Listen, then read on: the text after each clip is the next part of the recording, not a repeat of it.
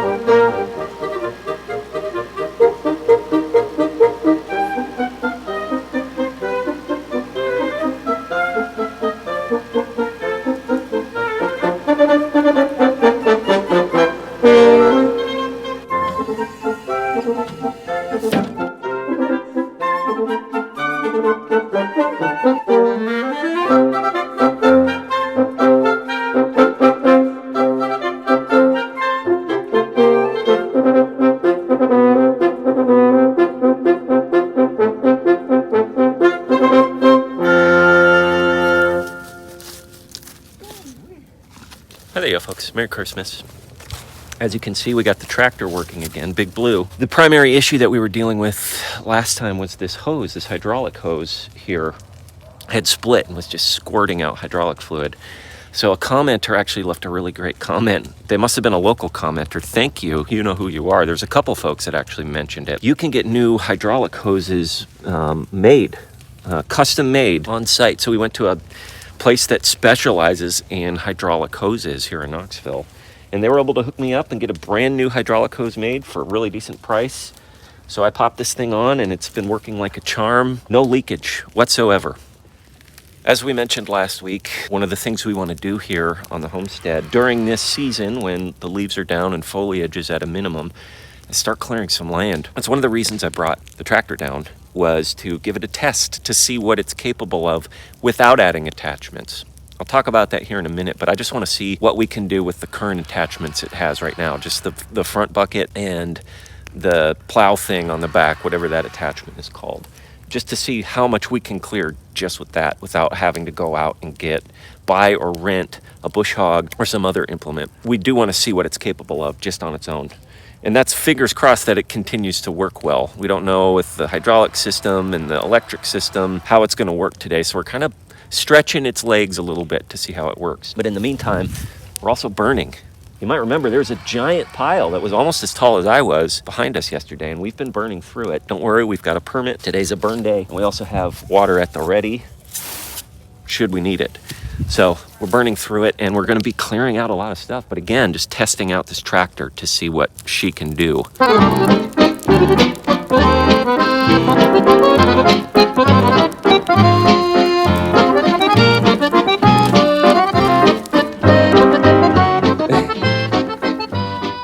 He's got a big smile on his face. He loves it.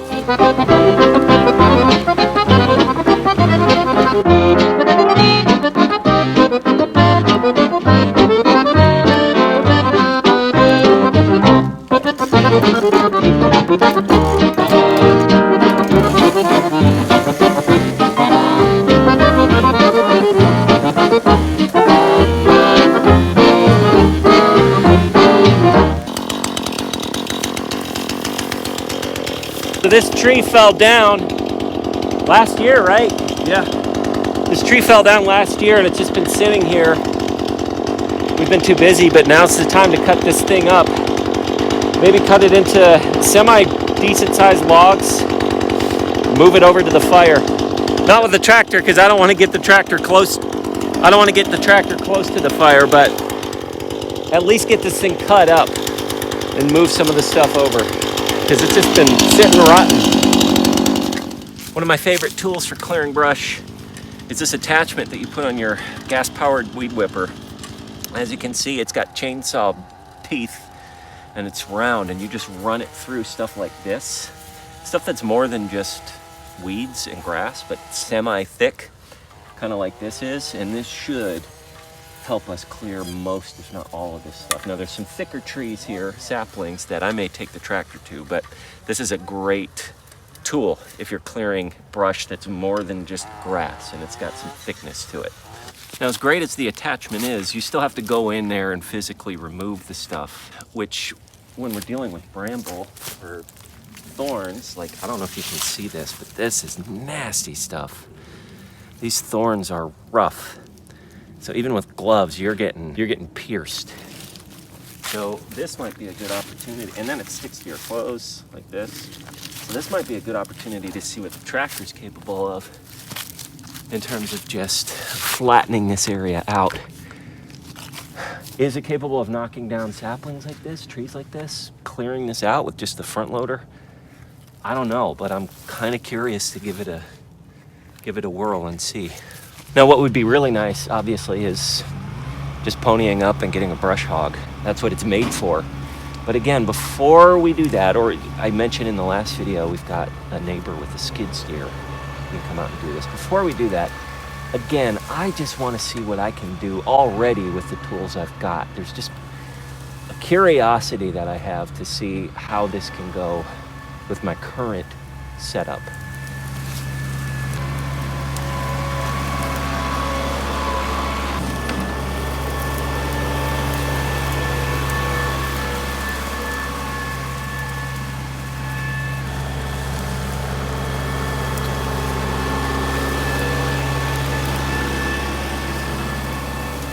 So I ran this guy through this muck right here. This was all standing up like that, but it went to right here. And as you can see, boy, oh boy, did it flatten it. Did it get me started? There's a couple of things that aren't ideal about this. I needed to go over it a few times, and even then, there's still some really stubborn saplings that are still standing. I feel like if I were to go over this again, these saplings would come down. But I think it just goes to show you that the tools that I have, the implements that I have currently on the tractor, they're not made for this type of work. That being said, they'll definitely flatten stuff out. I mean, just look at this. This whole area is cleared out when it wasn't before. It's a powerful tractor. It can run through this with no problems. I never slowed down as I was running through it. It's just these aren't the perfect implements for that task.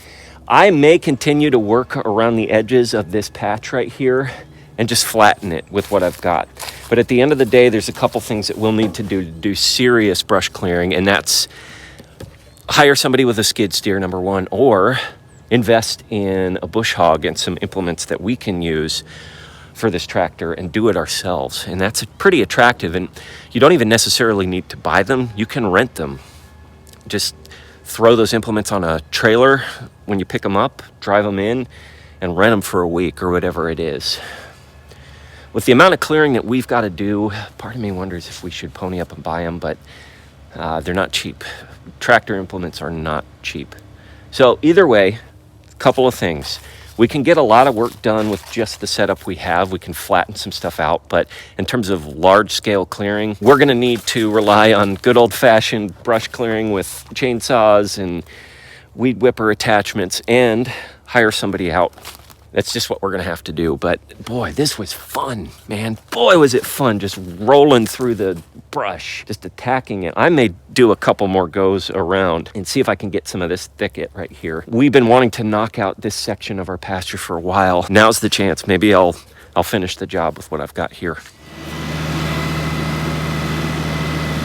So I'm not sure if Dad filmed it or not, but it just petered out. It quit right as we were going to bring it up the hill. And as I suspected, it was the fuel line, had air in it. You can bleed the air from the fuel line.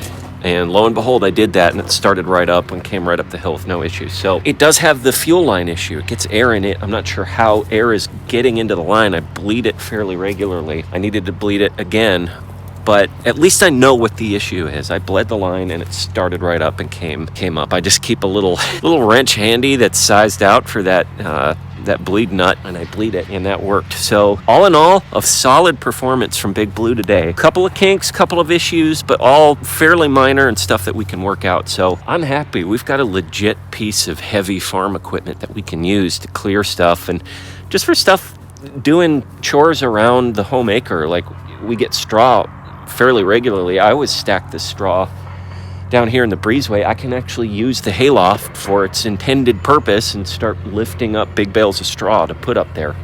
So there's a lot of stuff that we can do with Big Blue the tractor, and I'm glad that we stretched its legs out a little bit and put it to use, clearing some land.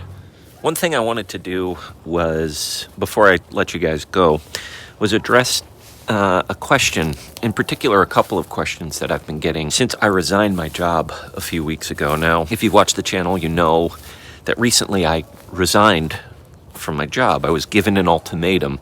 In order to continue working there, I could start going into the office, which is far away. I could relocate, which would essentially mean picking up and moving, selling what we have here, or I could resign. And ultimately, I chose to resign, and I did that a few weeks ago. And one thing I should say is it's been an amicable split. I still have a few weeks left. I'm making sure there's a good transition for me leaving. There's even a chance in the future I may do some consulting work from them, like part-time consulting work, obviously working from home. But the choice that was given to me was pretty stark. I could continue keeping my full-time job, or I could resign. And really what it came down to is whether or not I wanted to move. And when you back that logic up a little bit further, it would involve selling the homestead. And so I got a lot of questions about this pretty big move in our life. There's a lot of curiosity about it. A lot of folks reached out via my email address, which I encourage you to as well if you've got questions or you just want to talk to me, themodernyeoman@gmail.com. And there's one question in particular that stood out to me, and I asked this person's permission if I could address it on the channel, and I'd like to. Essentially, they were curious, and they weren't antagonistic or anything, but they were curious. What's more important? I'll see if I can take a screenshot of their question below, but I think the gist of it was, what's more important, land or a job? I thought that question was really intriguing, and I'll start off my answer by saying it depends. What's more important, a job or land or a homestead? It depends. It depends on your situation. Everyone has a different family story. Everyone has different priorities. Everyone's in a different place. Some people would be super happy living on land. Our family is one of those types of people. We love sharing the land with our family, having multiple generations live on 11 acres. That's important to us. That's something we really value and appreciate. Growing our own food, raising our own meat, that's something that's really important to us. Other people, that is the last thing they want in life.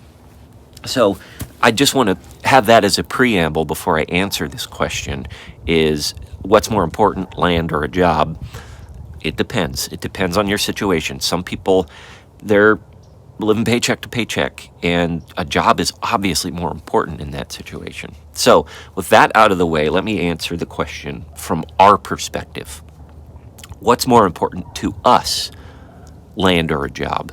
And I have no hesitation when I say the land, the homestead, is more important to us.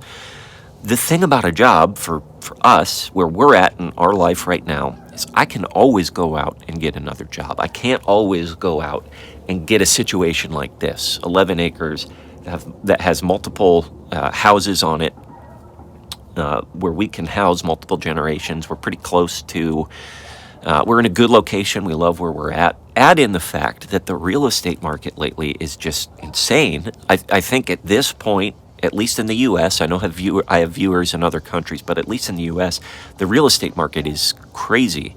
We are not currently at a point where going out and looking for land again would be very feasible. I'm not going to get into all the economics of the real estate market, the U.S. real estate market, but it is bonkers right now, and this is not a place to buy, or this is not a time to go out looking for land. When we bought, A couple years back, it was the market was much more amenable to people in our position, but not currently. So in the answer to that question, what's more important, land or a job? Right now, for us, land, hands down. Homestead is far more important to us than a job. We can always go out and get employment elsewhere. We can't always replicate this situation. The situation is golden, and it's not something that we would give up. So I was given that choice. I was faced with making that decision. What's more important? I had to answer that question. Ultimately, we chose the land. It's more important to us. So great question. And it's a very timely question given the funkiness of the real estate market right now. And again, I'll back up to what I said initially. Everyone's situation is different. For us, it's very important to raise our own meat animals and grow our own food. And we've had the opportunity to do that. We've filled our freezer with turkeys and chickens and pork that we've raised here in the land, and we've filled our pantry with stuff we've grown. We wouldn't have the opportunity to do that in another situation. It's important to us. Not important to everyone, important to us. So good question. I like that kind of question. The way the market is right now, if we had to pick again between land and a job, we know the answer to that question. We pick land. Maybe you're in a similar situation.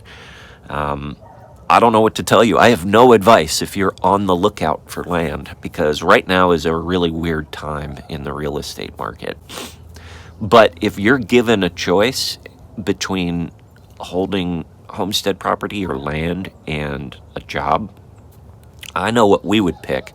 If you're like-minded to us, I think I know what you should pick as well. I did want to stress that because there had been a lot of questions like, why did you give up your job? We're in a position where we can make that decision right now. And we chose, like I said, we chose the homestead. We chose land. We chose property. Thanks for hanging out with us, guys. It feels good to be working on the land again. I've got more time to do projects, and I think I will have more time to do projects. And I just couldn't be happier about it. Merry Christmas to those of you watching. I think I'll be airing this probably Christmas Eve or Christmas. I have to check the calendar, but I think this will be airing on Christmas Eve. So Merry Christmas and Happy Holidays, Happy New Year. I really appreciate you guys sticking with us.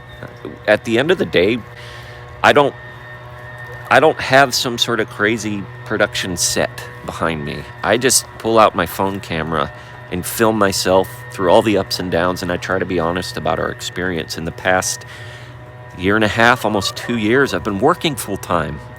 And it hasn't been easy to bust out the camera, and it hasn't been easy to work on a homestead, but I still did it, and you guys still watched. And for that, I appreciate you. So until we see you again next time, remember, as always, slowly, slowly.